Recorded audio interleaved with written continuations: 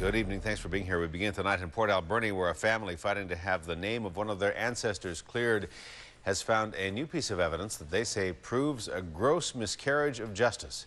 And now the family wants the BC government to acknowledge what happened and to apologize. A-News reporter Brent Shearer has more on the story. He joins us now in our Mid-Island Bureau with details. Brent. Hudson, in the 1860s, a First Nations chief took it upon himself to bury the dead from ships wrecked on the rugged west coast of Vancouver Island.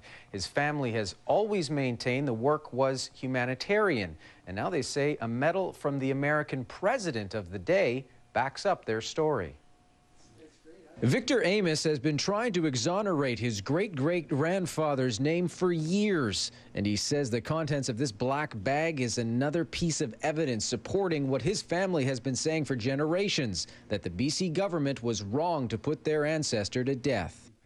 In the late 1860s, Amos's great-great-grandfather buried the victims of shipwrecks on the west coast of Vancouver Island. But the government of the day was suspicious of the practice and hanged the chief in front of his family. He went to the gallows declaring his innocence, saying that I am innocent. And we always believed he was innocent.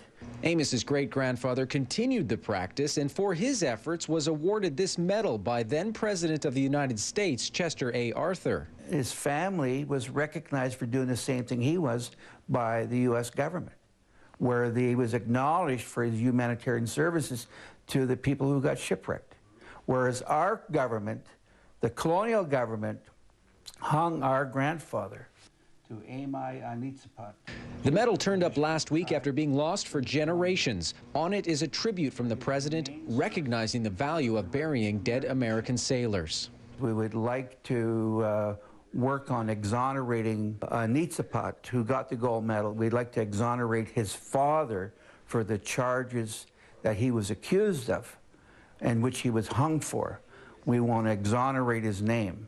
Clear his name, that the history books wouldn't say he murdered these people, which is wrong. And we all believe that it's wrong. We still believe it's wrong. And that's where we would like to go with this story, is that he would have his name cleared.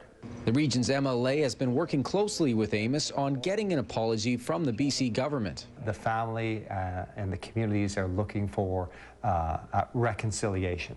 And the ministry is called the Aboriginal Relations and Reconciliation.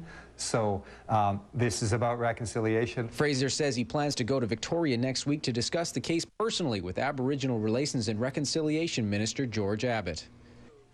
The whereabouts of that medal for all these years is another interesting story all in itself. It was lost in the tsunami that hit Port Alberni in 1964. The medal was found by a local man who kept it for more than 45 years until just last week when it was finally returned to the Amos family. Hudson?